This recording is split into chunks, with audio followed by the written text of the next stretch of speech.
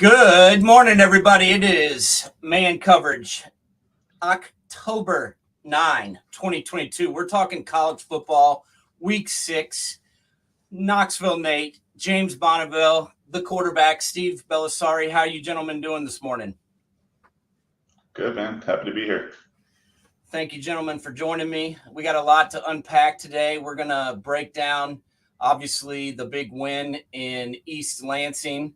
I'm not going to lie, I got a little nervous on the opening part of the game when that pick six occurred, and it became 7-7 really quick, and I got a little nervous. But after that, things started to go the right direction. So I'm happy with the way that one worked out. We obviously had a big game yesterday down in Baton Rouge, the big red stick, and we're going to get into that today as well.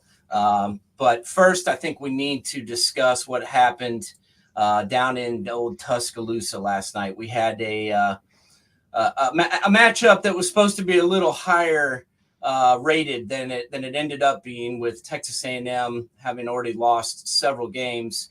But they put up a good fight yesterday. I mean, you got to give Jimbo a little bit of credit for his game plan. Now, this was a Bama team that had no Bryce Young. But still, it's still Bama. They still got Will Anderson. They've still got a pretty solid defense and a good running game. So you got to give Texas A&M some credit for hanging in there. And they had a chance to win the game. What was your guys? Steve, I'll ask you first. Did you expect Texas A&M to put up that big of a fight? And what was your overall reaction seeing Bama come down to the last play with Jimbo? You knew Jimbo and that team was going to be ready to play, right? Given all the back and forth and kind of the antics we saw in the offseason. But, Alabama turned the ball over 4 times and still won, which is impressive. But Texas A&M, they had a couple key turnovers right after, they intercepted, and the timing of it was off. And I think A&M probably, if they could redo it again, that last play of the game, they'd call something a little bit different, right? I mean, if you look at 4th down to go or game to go with Nick Saban and what they do typically, right? Cover 0, and they're bringing more than you can block. Yep. That's what he's done for 30 plus years. And that's what they did at the end of the game, and they locked it down and they won. So not a ton of surprises in that game, in my opinion. It was a good, hard-fought game, and Alabama did what they needed to do to overcome turnovers. Yeah, James, what did you think about A&M's game plan, and what did you think about Alabama playing without the Heisman Trophy winning quarterback and still being able to win? What was your thoughts on that? Well, honestly, I looked at Alabama as being very one-dimensional, just trying to run the ball as much as they can. I mean, granted, it doesn't hurt when you have Jahmyr Gibbs as one of your running backs too, and Milroy's got incredible wheels. But you could definitely tell they were trying to really lean into that. But at the end of the day, I get back to Steve's comment on that 4th down play. I'm surprised they didn't try to isolate Stewart, because they're going to run press man coverage and blitz, and run a quarter route to Stewart, because Stewart was having a hell of a game. And we talked about him, during the recruiting segment, about how this kid was really up and coming. It's going to be nice to see how this kid matures over time, to see what he becomes as a receiver. But he really stood out last night. I was shocked at how A&M was able to throw on that secondary of Alabama. I mean, we've been talking quite a bit about how Alabama's really good on the edge and getting pressure on quarterbacks, and Haynes King still put up quite a few yards last night. So, yeah, it was. I was pretty impressed with the offensive line of A&M holding up at the end there. I know Dallas Turner had 2 sacks, but Will Anderson didn't get home, and down the stretch, they were able to, get the passes off. If he gets sacked there on that last drive, they were out of timeouts. The game was over. So I was pretty impressed with A&M's O-line. Just looking at the quarterback, Steve, what was your thoughts about King? We obviously he started the season. They went to Johnson. Johnson's broke his thumb, and they moved back to King. I was pretty impressed with him last night, honestly. He's not the greatest quarterback I've ever seen in my life, but I thought he actually played pretty decent yesterday. What was your overall thoughts on the A&M quarterback and how he played last night? He already mentioned it. He stood in the pocket and made a lot of big throws. Yeah. And that's the one way you can beat an Alabama team, right? They'll bring pressure and they want to make you move and get outside of the pocket and get flustered. And if you can stand there and look down the barrel and still make those throws, you're going to be successful. And you saw that, late in the game, especially, right? There are some really wide open passes in the middle of the field. Yeah. And when you play zero coverage and you blitz like that, that's where you got to be exposed. So you got to be able to hang in there and make those throws. And he did a really good job of that. I mean, he looked good last night. Yeah, I thought so too, especially kind of in a tough environment and a tough situation, considering that, he's kind of gone back and forth. And you know how it is, Steve. The quarterback gets all the glory when you win and gets all the blame when you lose, whether it's right or not. That's just kind of how it goes. So I was pretty impressed with him. Last question on this game. I'm going to ask both of you. I know it's fourth down, right? Or it's the last play of the game. There's no time left. But would you ever consider running the ball right there, considering the running back you have and considering the, Super Bowl, Marshawn Lynch shit? I mean, would you ever hand the ball off on that or no? The way that game was going, no. Yeah. But, right, I mean, you look what's happened in the NFL, especially with the same quarterback twice at the end of a game in the goal, yard to go, and they lose the Super Bowl by throwing it, and then they lose the game in overtime by throwing it. It's hard to say what you would do, but second guessing it. I wouldn't run against Alabama's front four, though. Yeah. In that situation. No way. Yeah. Right? I mean, I'm going to take a spot in the middle of the field because, again, when you look at the coverage, they're using the sideline as their friend, and that's how that all worked out at the end of that game. So finding a way to exploit the middle of the field, and it's hard to do, right? But that's where I would have tried to live. I got two things with that. One, Devin Onchain is not Marshawn Lynch. I mean, it's, he's good though. He's good, but I mean, Marshawn Lynch is a tractor trailer. That guy could take out anything. But it just like Steve was saying before. I mean, you can't play Monday morning quarterback on something like this because no Monday morning quarterback has ever been fired. You could always say, come back. Well, I would have done it differently. I mean, only thing I probably would have changed a little bit is maybe gone to a corner route and isolated him more. Just try to give him more of a chance because it just seemed a very odd throw with Haynes King not having that kind of an arm. If he was Dan Marino, sure. But I don't think he's got that kind of a cannon throwing that kind of a pass. So yeah, but even if he caught it, he doesn't score. That's true. That's a good point. I mean, and that's the problem with that route. You got to have a guy that knows where to get to and how to break that off. And he broke it off short because he was getting pressure, right? So that's a tough play to run in that situation. Yeah. Yeah, he wasn't in the end zone. And obviously we can always do the Monday morning quarterback crap, but I think old Jimbo deserves some criticism. I mean, the guy is getting paid $10 million a year. And he's not getting it done. I mean, they have tons of talent on that team. Let's not kid ourselves. There's 5 stars all over the place. We got to see a little bit of Walter Nolan last night, the defensive lineman who was a top 2 player in the entire country, played his final year of high school ball here in Knoxville. He looked good. The wide receiver that we mentioned, the freshman that me and James talked about in the preseason, Evan Stewart, he had over 100 yards receiving. Achain, the running back's good. I mean, let's not kid ourselves. This team is loaded with talent, and they he can't be 5-1. Yeah, they should be 5-1 right now, and they're not. And so, the last question until we move to another game: does he survive this year? Do you guys think so, Steve? I'll ask you first. Is he the coach next year at A&M? They string a couple games together, do well in a bowl game. The first half of this season is forgotten pretty quickly, right? That's just the way the world works when it comes to you got to win games, right? And if they win out here and make a run in the SEC, put up a good bowl game, they'll recruit again, and people will be happy. And think about what's happened in A&M prior to this, right? This has been pretty similar, unfortunately. So yeah. And if you look at the coaching carousel, right, you got a couple vacancies where guys have been fired early, and there's no one getting hired. Who are you going to bring in? Yeah, I don't know. So, what do you think, James? Do you think they're going to fire him? I have 2 numbers for you to think about. Well, one number, $85 million. If they want to fire me, I'd be the first in line. Fire me. I'll take the $85 million. I'll pack my bags. You tell me which door to walk out of, and I will be completely happy. But you and I both know they ain't spending $85 million freaking dollars. Is that his buyout if they fired him right now? It's guaranteed. Guaranteed. Well, then he's guaranteed to be the coach. I knew that he had $100 million contract, but I didn't know he had 85 mil left on that bad boy. Well, did you hear the guy in the Paul Feinbaum show was making a crack about it'd be easier to hire a hitman than pay out his buyout? I'm like, I did hear that.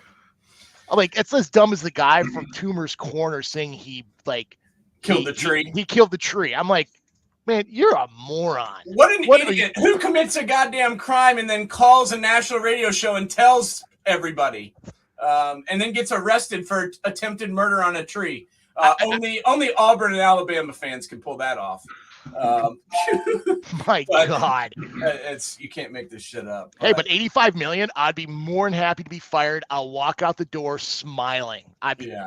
No. Happy We'll talk about the coaching carousel here in a minute for sure. And there's a guy who took $17 million to leave Baton Rouge and was pretty happy about it. We'll get into that game too. But I want to get everybody's thoughts on the Buckeyes yesterday. Obviously, I mentioned started off a little bit rocky, but let's be honest, Steve, CJ recovered.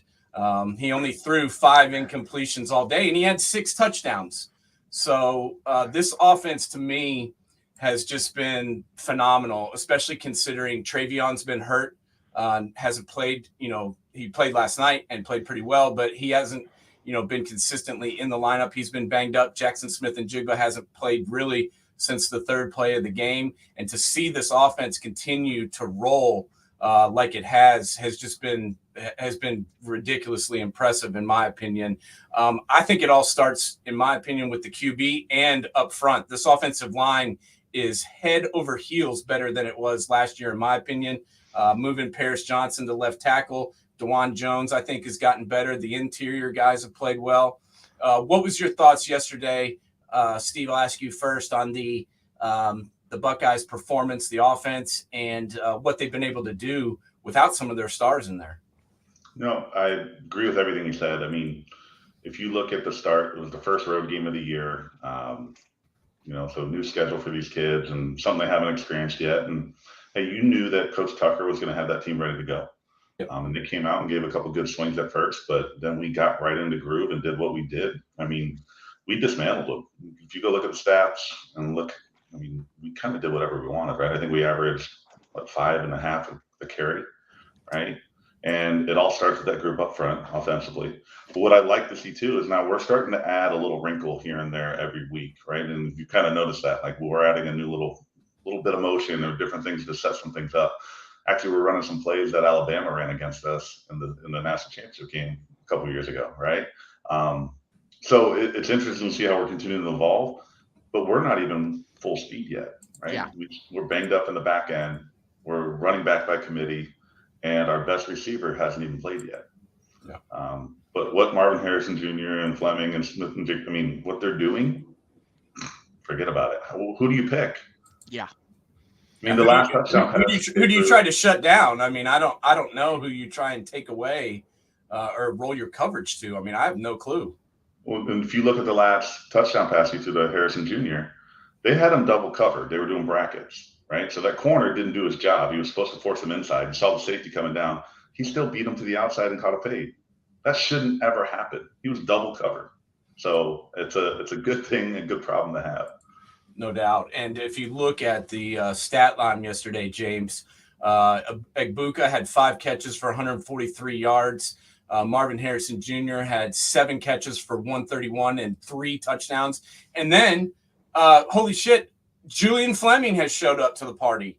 He's really played well this year, and it looks like it was just the injuries that were kind of holding him back. He had 4 catches for 81 yards and a touchdown yesterday, and he's really been stepping up. I don't think Mayan Williams played at all yesterday. He didn't. I think he was out. They held him out with injury. Yeah. And, that guy has been our number 1 running back, and we didn't miss a beat. We ran for 240 yards on Mel Tucker's defense. James, what do you think about what's going on with the offense right now? It doesn't seem like they're skipping a beat at all, and Jim Knowles has definitely improved this defense. What were your thoughts on the Buckeyes yesterday? Well, one thing for certain is a stat came up this morning that kind of blew me away. That CJ Stroud now has moved into second all-time in passing touchdowns in Ohio State history. This has only been a year and a half, right? And he's already beat Justin Fields. I mean, this is crazy at the rate he is going right now. And it just shows you not only how physically gifted he is, but really how good a quarterback he could be at the next level. I mean, this kind of goes, I've been thinking about this, Steve. If you were a defensive coordinator, how do you prepare for Ohio State? I mean, because it's a pick your poison type of game. I mean, what would you do in that situation? Yeah, that's depends on personnel. Yeah. But I mean, I look at what Nick Saban does, and if you go throughout history, right, he's been able to dictate and make teams one-dimensional. Yeah. So you try to get them one-dimensional. And if I'm going to pick my poison, I want Ohio State running the ball versus throwing it. But I don't know how you get there. You got to get CJ off his mark, put pressure on him. But if you do that, you're going to have one-on-one on the outside, and then you got big receivers running down the middle of the field. Like, it's tough, right? You got to match up, and you got to hope your guys can play one-on-one coverage and win. Yeah, good luck with that. And it's a hope strategy, unfortunately, right? I mean, I don't know who has 3 back-end top cover guys in college football that can go lock people down. Well, yeah, and then when you get JSN back and have Smith and Jigba out there, then you're going to have 4. And let's be honest, Cade Stover's look pretty good too. And then you got that running game come after you. So, all things offensively look really good. The only, and I'm nitpicking here, honestly, just the way that they've been playing. I can't really complain about anything, but I'm still going to. The secondary has worried me a little bit. I mean, Denzel Burke looks, I don't care what jersey number he wears. I can always tell who it is without seeing the name on the back of the jersey. He looks like a different player this year. He's struggled covering guys in man. He's looked like he's been lost at times in zone. And then Cam Brown yesterday was just horrible to the point where they had to take him out of the game. Are you concerned at all about the corners, Steve? No, not right now. I mean, here's the reality. We're doing some things on defense that are putting those guys in tough spots, right? I mean, I was just talking about it. We want to bring pressure, and we're putting them on an island. And, unfortunately, they're going to make plays. Are there things we'd like to see tuned up? Absolutely, right? I mean, but go look at the stats. We only gave up 195 yards passing and 7 rushing. So I'm not too concerned, right? I mean, in the grand scheme of things, the flow is working, what they're calling and how they're doing it. If they're going to give up some plays because we're putting those guys on an island, I can live with that, right? I mean, if that's a systemic thing and it's happening all the time, like that's a bigger problem. But if you just look at the stats and the flow of the game, we're in a good spot. Yeah, no, that's true. And Michael Hall Jr.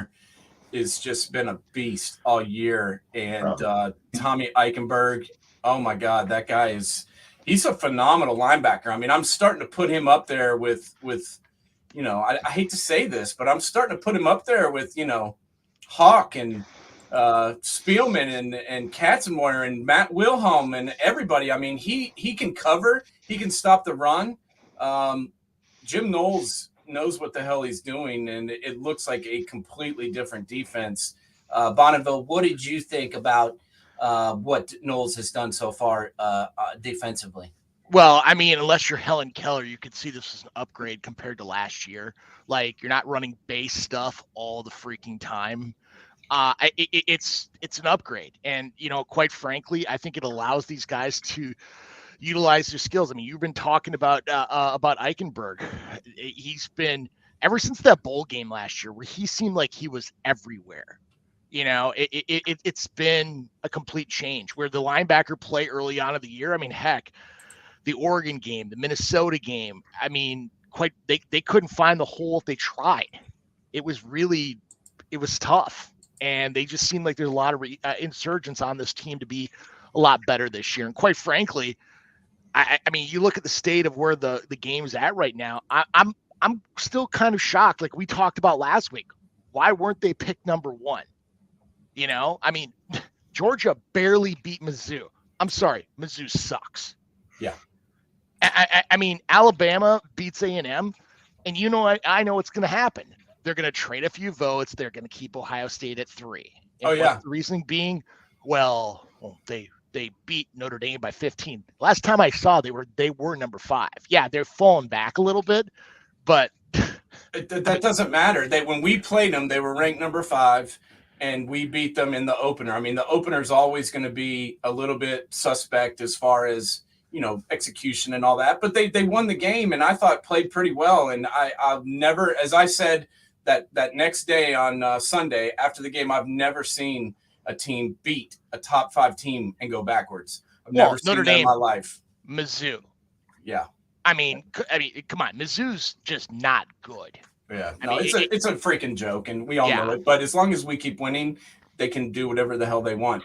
They can't keep us out of the playoff, and all we got to do is beat Bama or Georgia, and then we'll win the title. So who cares?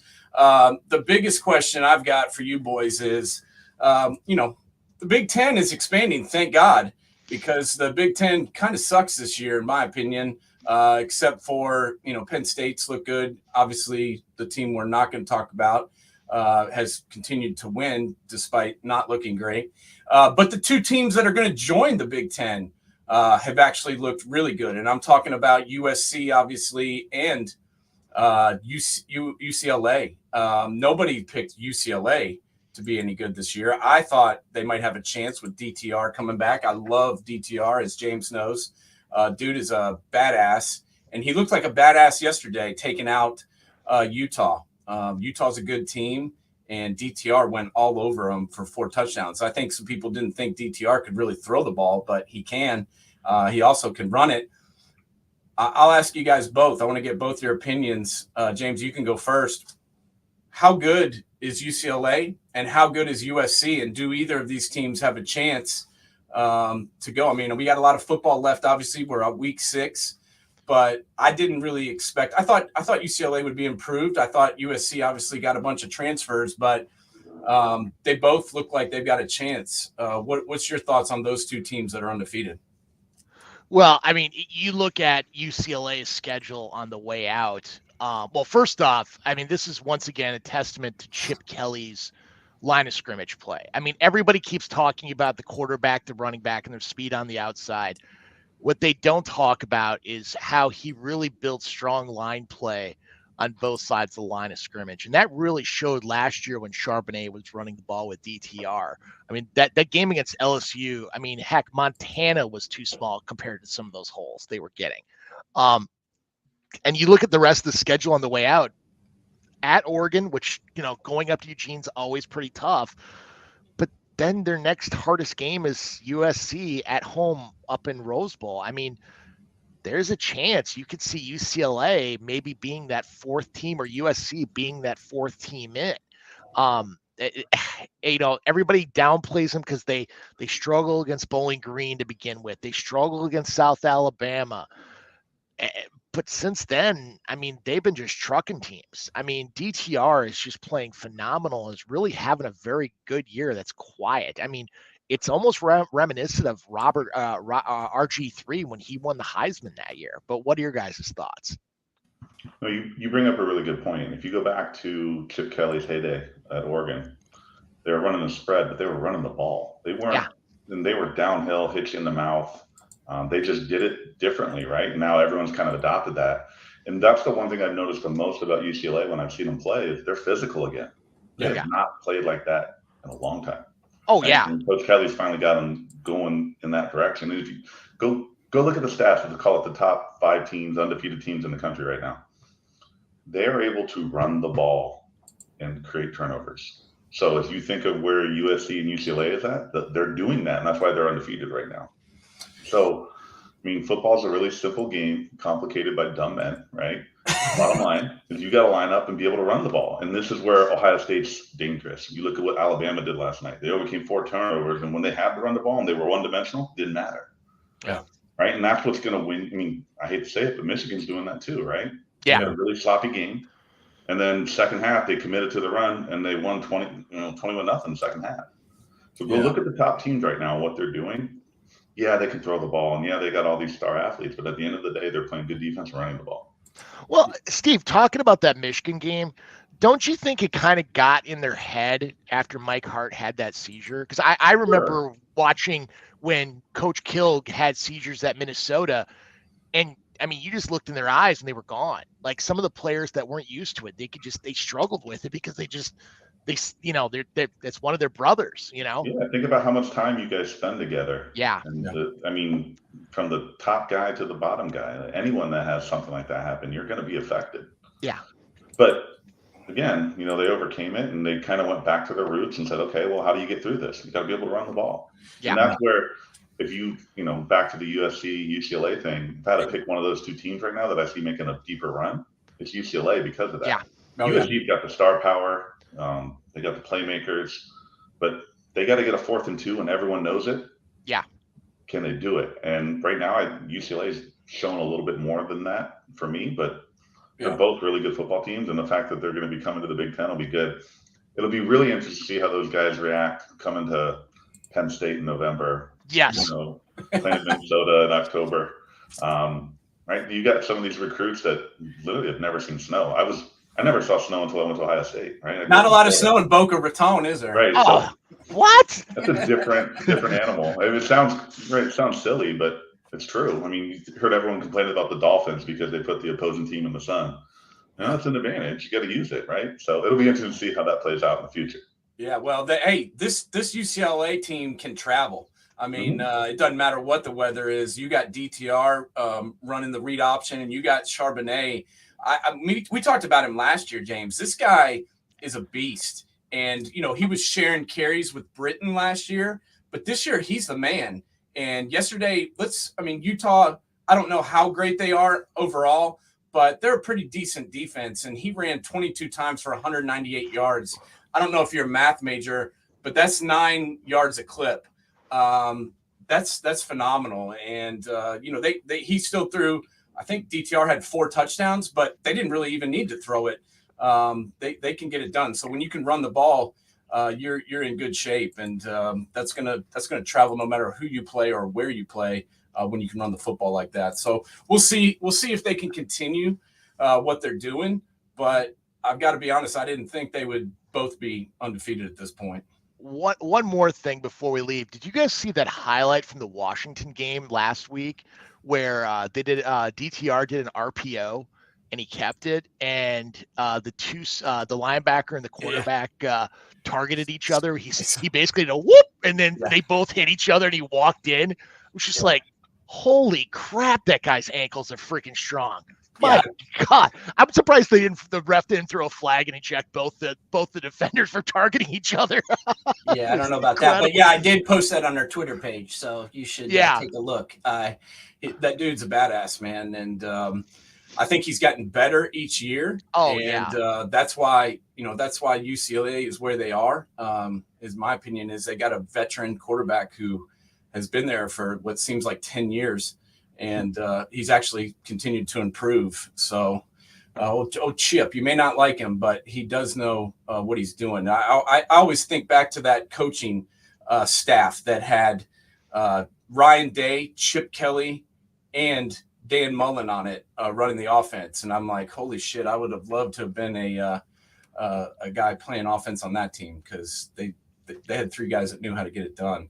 But we need to discuss the other game that occurred yesterday. And for that, we're going to bring in a little bit of help. We got Russell Smith from Fox Sports Knoxville ready to join us. I'm going to pop him in. Russell, can you hear us? I got you guys. Do you have me? We do. Thank you so much for coming on with us today, man. First and foremost, how you feeling after that victory yesterday, buddy? Well, we got a little cold going around the Smith house right now. I've got 2 kids, so it's just like I had a cold like a month ago. Just got over it. Now I got a new one. That's awesome. How it goes when you have 2 kids in public school. So, but when you beat LSU and your team is 5-0 that you cover, and Tennessee is relevant again in the college football universe, you've got not just game day is coming back, and so is SEC Nation. I don't even know if that's a thing. I mean, that's crazy. Knoxville is the epicenter of the college football universe again. It feels like old times. It's pretty cool. It's crazy, man. I mean, I've I grew up here. From Ohio originally, but I grew up here, and then I moved to Ohio for 20 years. Then I came back, and the whole time I was gone, they sucked. But it seems like football has returned, and I want to ask you, Russell, really quickly. We just needed you to come back, man. I mean, there's a lesson there. You can't leave anymore. You can't. Sorry about that. That's what we were missing. That was the missing ingredient. But what's the difference, Russell, in your opinion? I mean, they've had 9 coaches, some super idiots that have come through. But I was telling the boys here before we came on, when they made the hire, I was kind of like, I don't know. I mean, this is a tall task, and I don't know if this guy can do it. What's been different since Heupel took over this Tennessee squad? Yeah, I mean, I think it's just as simple as the coach. I think they've made 3 bad hires before then, and I think Josh Heupel has proven to be a good hire so far. I mean, I'm with you. I think when Heupel was that's the ironic thing is everybody was on board with all the other 3 hires. They talked themselves into it. Oh, Derek Dooley's going to do, we're going to emulate the Saban model. Oh, Butch Jones he's going to recruit and be good and all this stuff. And then, Pruitt, obviously it's another Saban guy. And when Heupel was hired, it wasn't met with a lot of fanfare here in Knoxville. He was not Danny White's first choice. Danny White tried to hire Elliott, the guy Tony Elliott, who's at Virginia now, and I'm not so sure that wouldn't have been another bad hire. He had to go down the list. He gave it to the one guy he knew he would take it, which was his coach at UCF. And when Heupel was announced, it was not a very sexy hire. Everybody was kind of like, oh man, like really, we're having to settle again. And last year was good. They beat the hell out of Missouri and South Carolina, and they flashed a little bit against Alabama and maybe even Georgia, but I don't think anybody was all on board. They lose a bowl game to Purdue and Nashville, and it was just kind of like, well, I hope this works out. And they have come out this year and managed to win their 3 biggest games. And I'll tell you what, I think that they're going to be in this game with Alabama. I mean, I think they can score. If Alabama doesn't have Bryce Young, I think they can win. So this is going to be a just huge measuring stick to see if this hype is for real around Tennessee right now. But I mean, Josh Heupel he's hitting all the right buttons right now. Everything he's doing is working. I mean, look at the game yesterday. Tennessee puts the ball on the ground 3 times. They recover all 3 fumbles of their own. And the one at the end of the first half where Hooker gets blindsided, he gets blasted. Not only they recover the ball, the true freshman Dylan Sampson picks it up and runs it for a couple of yards, puts them in position to go for it on 4th down, and they are able to maintain possession. So not only is he making the right calls, he's getting a little bit of luck as well. What's been the biggest difference from a culture standpoint from Heupel to the previous coaches that's made that evolution that much quicker? Yeah, that's a great question. I think there's just an air of positivity.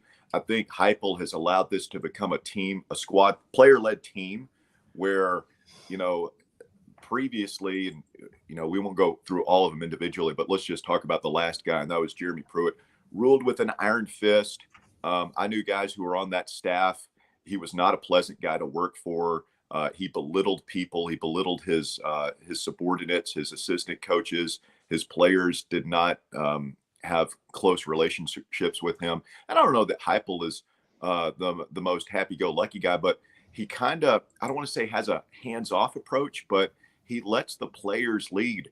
And, man, what can you say about Hendon Hooker? As great a player as he is an excellent leader, man. You can tell his teammates just respect the hell out of him and would follow him into any battle. And so I think that there's just an air of positivity. And, hey, when you're winning, that stuff, it just compounds, it gets bigger each week. And I think that there's just a positive feeling around Tennessee. We talk about the Saban model and trying to hire Pruitt and Dooley. And everybody thinks that, well, you have to be a hard ass to be a great coach, or you have to be this, you have to be that. You got to do it the way this guy does it. And I think Heupel's kind of got an original way about him. I think he's doing it his own way. I think it's different. We'll see if it works. I don't know if they're going to beat Alabama or not this year. But so far, the results are pretty good right now. Yeah, there's no doubt. And it's been a completely different looking team since Heupel got here. And last year, they were a little thin.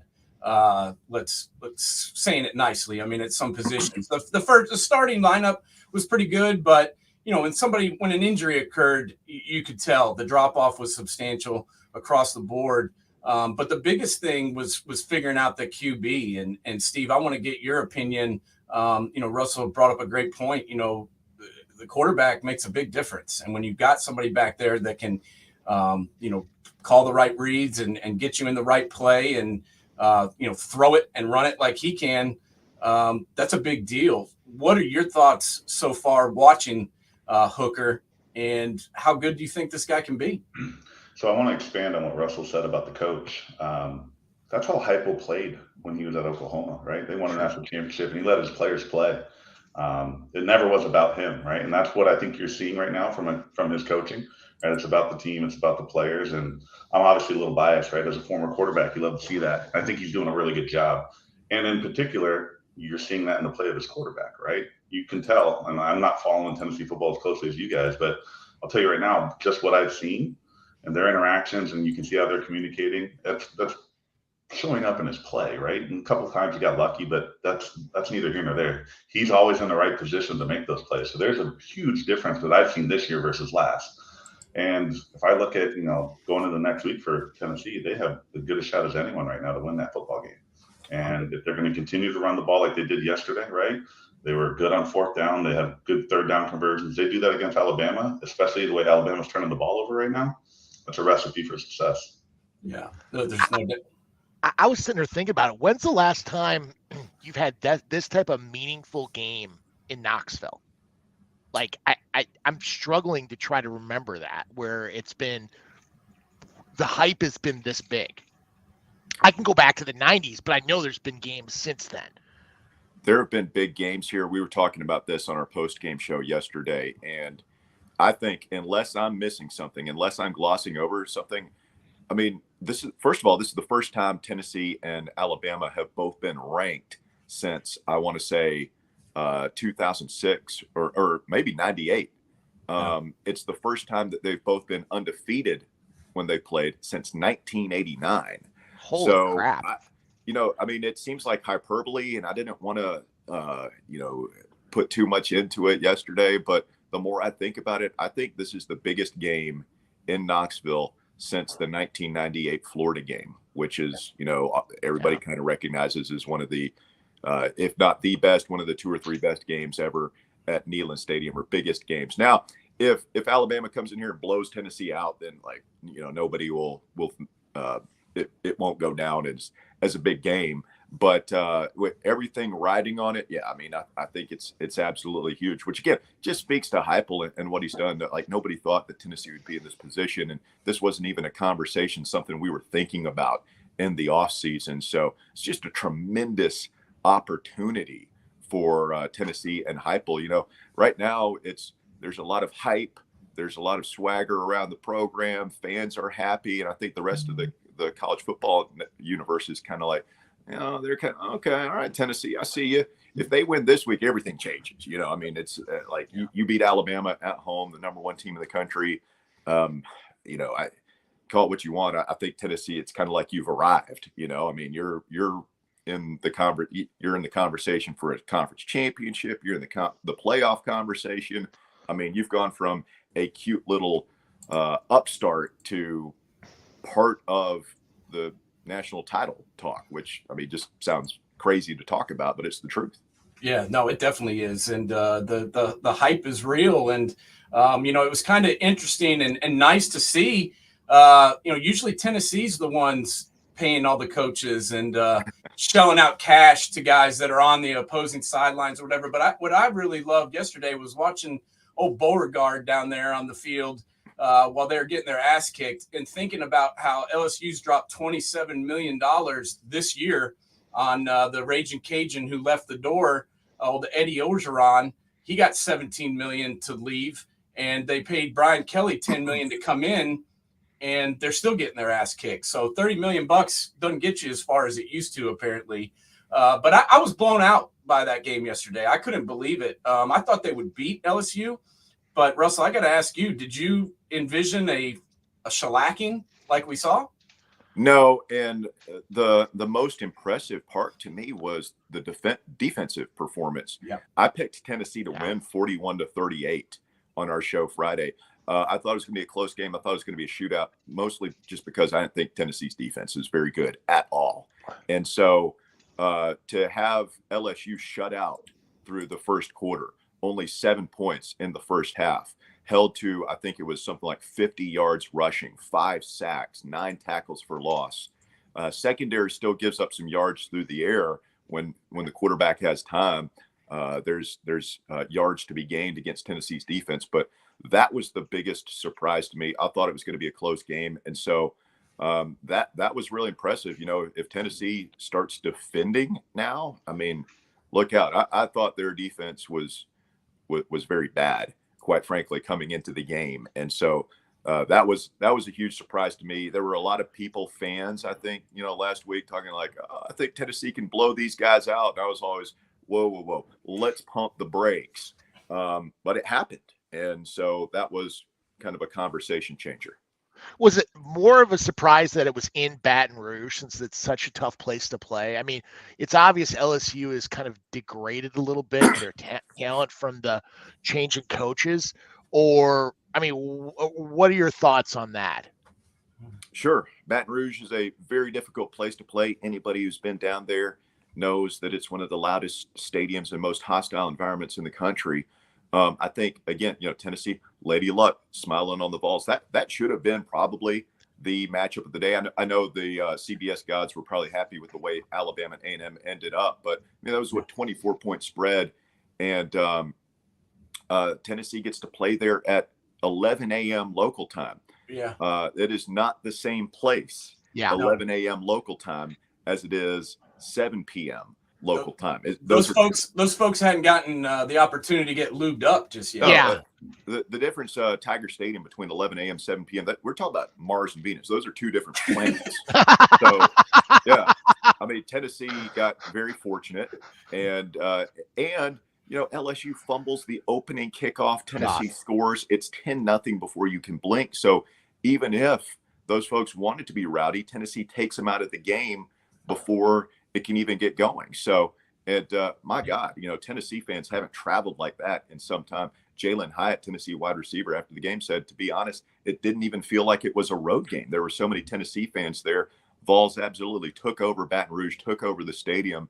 And again, something we have not seen in a long, long time.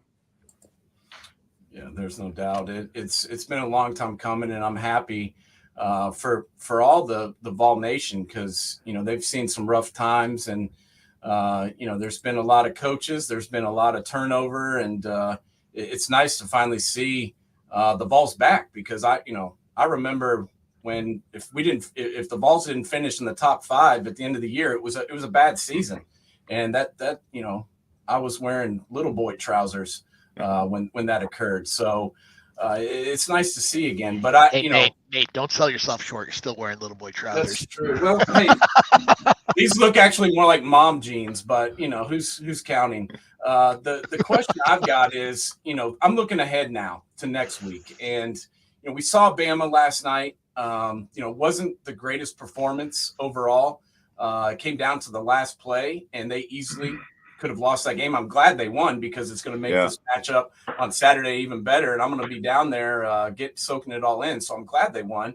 But how good is Alabama right now? And I want to get Stephen, Russell, and James. I want to get all your takes on this. Are they the number 1 team in the country? Does Tennessee match up well with them in your guys' mind? Russ, I'll let you go first. What are you expecting from this game after seeing what you saw yesterday? DraftKings had the line for Tennessee, Alabama on Friday. They offered a 9.5-point line. So now does that change after Tennessee had a very impressive performance and Alabama had a much closer than expected performance? I don't know what Bryce Young's status obviously figures a lot into this, but I think Tennessee has as good a chance as anyone.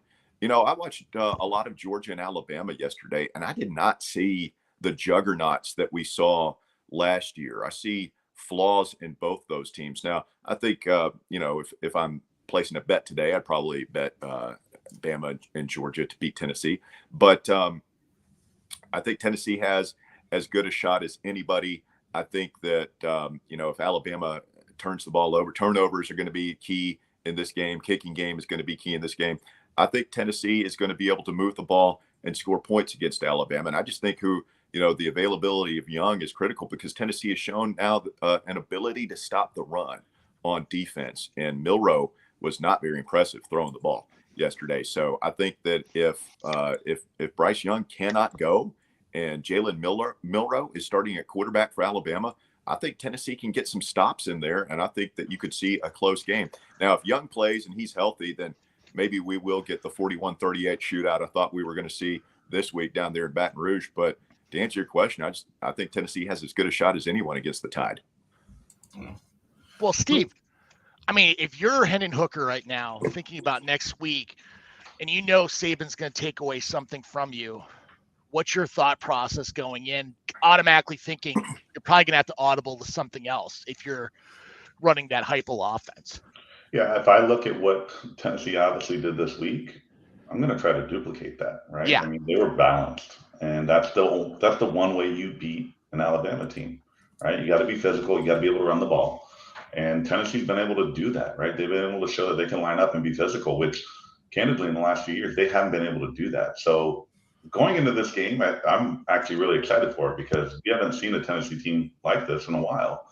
They're playing physical on defense, playing physical on offense, and I don't change too much, right? I think that relationship with the quarterback and their head coach and what they're doing is going to show out and help. Right now, they don't have that in, Tuscaloosa because Bryce Young's hurt. And, Russell, you said it perfectly. Special teams and turnovers are going to dictate this game. Oh, and yeah. You look at, right? And that's where right now I think Tennessee's doing a really good job. So it'll be fun to watch. I think it's going to be a lot closer than people think. So Alabama's field goal kicker missed a couple of easy field goals, and Tennessee might have found another weapon. We've been talking a lot about lack of, they don't have many kick returns, punt returns. It's kind of like, just catch the ball, don't fumble it.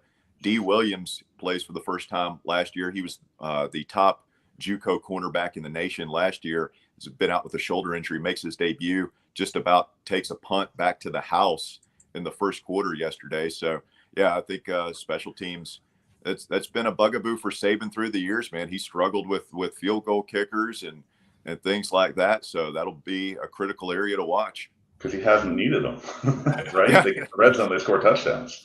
Yeah. But you keep them out of the red zone or keep them out of the end zone and make them kick field goals, it's a different ballgame. So hey, the biggest thing, too, I got to say about the last two games, Russ, they haven't had Cedric Tillman.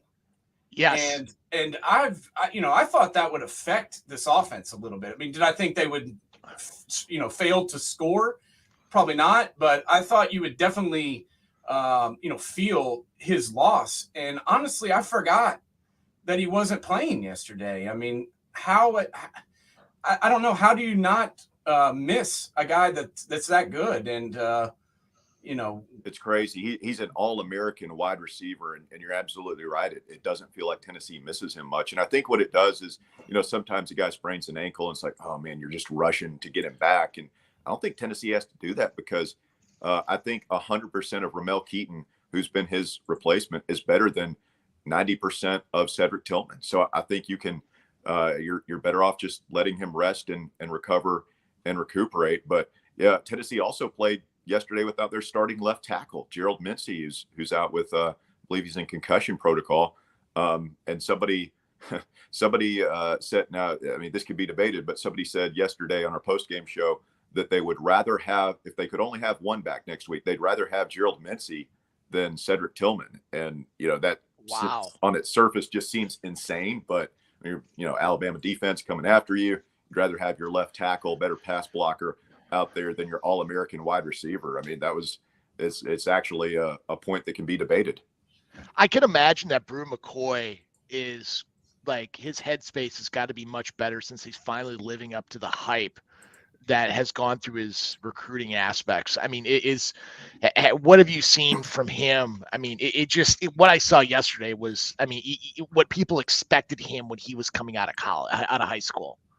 Yeah, I mean, he's just a physical force of nature. He's 6'3", 220-pound wide receiver. And, Heupel's biggest strength as an offensive play caller is just getting matchups, just getting the ball to playmakers in space, creating that space. And then, Hooker is obviously really smart quarterback, always knows where to go with the ball, hasn't thrown an interception yet this season. And you saw that a couple of times with McCoy, and you would think it was like, wow, how do you lose a guy like that? 5-star kid. But I mean, it happens several times every game where you just see Brew McCoy running wide open down the field. So yeah, I mean, I think it's a credit to him, first of all, for being dialed in, and he's obviously focused and a great player. And I think it's just another credit to Heupel and his offensive system. Like, he's going to get you the ball. If you're a wide receiver, you're a playmaker, he's going to find a way to get it to you and let you put up numbers. And Steve, what were you going to say? I'm sorry, I completely cut you off. I was going to make a comment earlier. I'm going to date myself here, but I haven't talked this much Tennessee football since I played arena ball with Andy Kelly. Oh, and I'll tell you right now, it's good to talk about it because I think college football is better when you see these teams that have had this great history do well. So it's been enjoyable, and got to give a little plug to my buddy there, Andy. were you on the Nashville Cats then? No, I played with him down in New Orleans, actually. Okay. All right. And then in Kansas City. So got to know Andy pretty well, and he always didn't hesitate to kind of rub in Tennessee football. So AK, the pride of Ray County. right. Hey, Andy Kelly was a hell of a quarterback, man. Yeah, he was. I saw him get some games done. That's for damn sure. That takes it back to the Carl Pickens. That's what I was going to say. It was Carl Pickens, Alvin Harper days, wasn't he? That was Carl Pickens. I can't remember if he had Alvin Harper, but that was definitely Carl Pickens. And Carl played both ways, actually. Yep. His first year, he played defensive back and wide receiver, and was just a freak of nature. And Tennessee was the real deal. And ever since it was my opinion, Russell, and this is for another show, but we're going to talk about it anyway. I just felt like when they fired Fat Phil in the middle of the season, that was like the beginning of the end. I mean, I get it. Some people wanted Fat Phil gone. Some people wanted to move in another direction. And I know you've talked about this at length, but that kind of started it on the wrong, path. And from there, you go and hired Lane Kiffin, who had done nothing. And that was your replacement to a guy who had won a national championship. I felt like that's kind of what started all of this. And it's taken a while to get it back. What are your thoughts on the beginning of the demise? Yeah, so obviously we've talked a lot about this for 15 years now here on the Knoxville radio, and I don't know if there's a consensus yet, but I've always said it's not about the firing, it's about the hiring. You got to make a good hire. And, Kiffin, he screwed Tennessee over big time, and that led to Derek Dooley, which led to Butch Jones, which, obviously we all know what happened. But, if Kiffin stays, is it different? He's obviously doing well at Ole Miss, and I think you could very well see him at Auburn next year, where I think he would do well. But whenever you make a controversial firing, you got to get it right. And in 1992, Johnny Majors was, he had Tennessee rolling. You just went through, Harper and Pickens and all the great players that were on those early 90s teams, and yet Tennessee made a change because they had Philip Fulmer waiting in the wings, and you knew he was going to leave if you didn't give him the job. I thought that was the right move, was to go to Fulmer in 92. I thought the right move was to move away from Fulmer in 2008. I thought the game had sort of passed him by and the program was stagnant. And, you just made the wrong hire, and then you compounded that mistake by making 3 wrong hires after that. So you just kind of bottomed out. It's hard to hire a really good. I mean, look at college football. How many outstanding college football coaches are there? 4 or 5? out of 130 teams, there's like, Yeah. Maybe a dozen good coaches, maybe 3 or 4 really good coaches. It's just hard, man. There's not a lot of supply out there, and there's a ton of demand. So it's really hard, as Tennessee has found out the hard way. But I think that they just made some bad hires over the years, and it didn't work out. And we've also learned in the past 15 years, don't crown a guy too early. Like I said earlier, there was a time when Tennessee fans thought Jeremy Pruitt was going to be the guy. There was a time, Tennessee's been here before. In 2016, they were 5-0 and in the top 10. Okay. And the next year, Butch Jones got fired. So as happy as everybody is with Heupel right now, they still haven't won anything. And college football is fickle and it can change quickly. But for right now, it looks like Tennessee has made a good hire. And I think it's as simple as that, and it's as complicated as that, if that makes any sense. You got to make a good hire, but that's really hard to do. Yeah, but this is kind of a question for both you, Russell, and Steve. I mean, it's much different in college than you see in the NFL, where, like, my brother played for Lou Holtz at Minnesota, and he always talked about, like, Lou was not an X's and O's guy, but this guy can make you believe in stuff that really you sit there and think about rationally you couldn't do. And that the best coaches today are those people that can motivate those people from being good to great, great to elite. I mean, what are your thoughts on that? Russell, I'll jump in really quick. Couldn't agree more, right? You're dealing with 18 to 21-year-old kids, right? And now you have NIL, you have all these different things that are getting thrown in there. How do you keep that motivation, right? If you're a 3-2 team, you're Texas A&M, Jimbo Fisher's got to find a way to keep those boys in it, because if not, I can just go hop in the transfer portal and go to USC, right? They had 54 guys, transfer over to USC. So there's a lot of different factors that go into it. And I think, Russell, you're dead on. It's simple, but really complicated. But they have to be able to motivate these guys. It's not the X's and O's. It's keeping an 18 to 21-year-old kid focused, out of trouble, and doing what they're supposed to do on and off the field. That's a lot of work, right? The ones that can do that are going to be the best coaches. So, and I think that plays out, right? You see that. Yeah. And, talking about there are only a handful of great coaches. I mean, I think that's probably something they all have in common, right? Saban, Dabo, you go through the list. I mean, it seems like those guys are all pretty good at connecting with the younger generation. Steve can talk about it. It's hard playing college football. It's a lot of hard work. And, you probably don't want to get up at 6 a.m. to go hit the weights or whatever, but you have to be convinced that it's worth it and to do it. And that's, as anybody who has kids knows, sometimes that's difficult to convince young people to do anything. My daughter just wants to do the opposite of what I tell her. It's not even really what I say. It's, that's what you want me to do? Okay, I'm going to do exactly the opposite of what you asked me, Dad. And that's kind of how our household rolls. But, we've seen this before, as you said, Russell. The old Tennessee, we'd be giving giving the guy a 10-year extension and a raise right now. So that's probably going to happen tomorrow. But, I think this time we've seen a lot more substance behind it. And, I was never a big Butch Jones fan. I just never believed in that guy. I thought he was a snake oil salesman. I still think he is. So Josh Heupel at least played football and wasn't in the band. And, and he knows what the hell he's doing. So I think they're in good hands. But, this is going to be a big game. And obviously, it doesn't get any easier, because then you've got to play Georgia, and then you're going to have to play probably Bama again in the SEC championship. So I say enjoy it right now, soak it all in, and then, hope for the best on Saturday. But I definitely think this is the best position and the best team that Tennessee has had in a while, especially like we said before with the depth. I mean, Tillman's been out, left tackle out, still been able to run. And I was impressed with the way they ran the ball yesterday with Small out there having over 120 yards rushing. That was something that I didn't expect either. So My last question for you, Russ, is if they beat Alabama, where does Tennessee get ranked?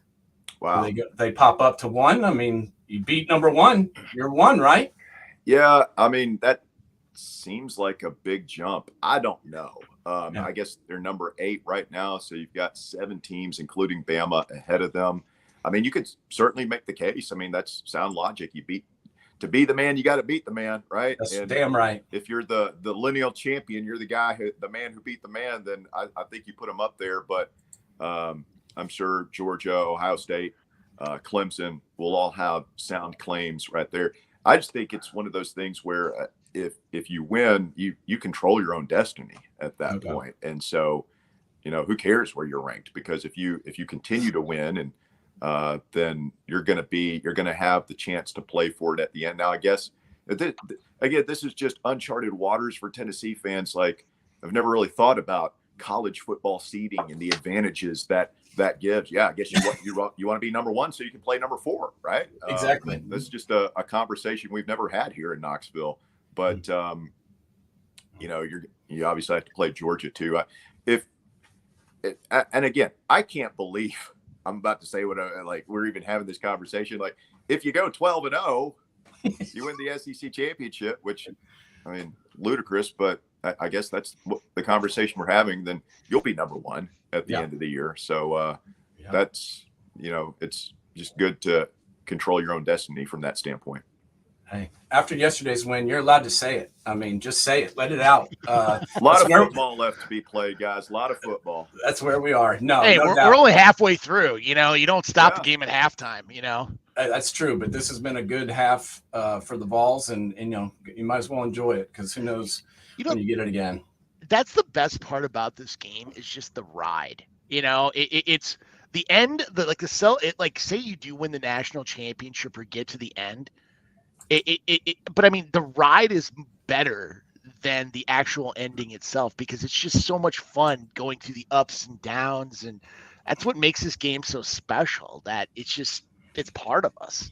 Yeah, no doubt. Well, we're gonna have a big one here in town next week. Hopefully, the Vols will come out on top, because I'd love to see Nick Saban get a little taste of his own medicine. The guy's been on top for a long time, and it's time for somebody to take his ass down. So, wow, you're still upset that he left Michigan State, aren't you, Nate? No, I don't care about that. I just want him to leave. Period. You go somewhere. I don't care. Go do something. Get a hobby. You not to play against defenses anymore, because it was not fun. No. I see you, buddy. Well, anyway, we'll see what happens. It's going to be a big game.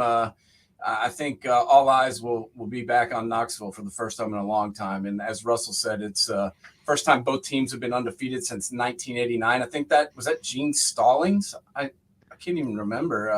No, that would have been Bill Curry. Bill Curry. Oh, 89? 89. That would have been 89. Tennessee, Auburn.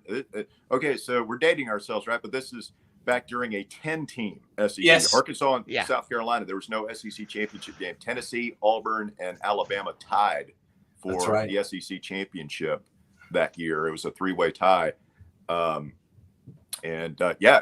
Bill Curry at Alabama, Johnny Majors at Tennessee, Pat Dye at Auburn. Good Lord. Was Sean Alexander? No, 80, I'm thinking 98. 89 would have been. Years later. 89 was Saran Stacy. I remember. That's right. On Tennessee that year. Saran Stacy. That was a couple of years ago. But it's been a minute. Hey, we're back. But anyway, thank you guys so much, Russ. Yeah. We appreciate you. Steve, thank you for joining us today, and another great week of college football, and hopefully we get some more. Oh, wait, hold on a second. Week. Texas scored again in Oklahoma. Yeah, that was the Red River shootout on one side. Or should have been the Orange River shootout, because there was not much red going on. Venables, I thought he was supposed to be a defensive coach, but you could have fooled me yesterday. But we'll see what happens. Anyway, thank you guys so much for coming on with us today. He's running the Olay defense. Yeah, he's running not much. Have a great rest of your weekend, and we'll hopefully we can hit you on again sometime. Okay, guys? Hey, thank you. See you soon. Thanks, all right, guys. Take it easy. Uh-huh.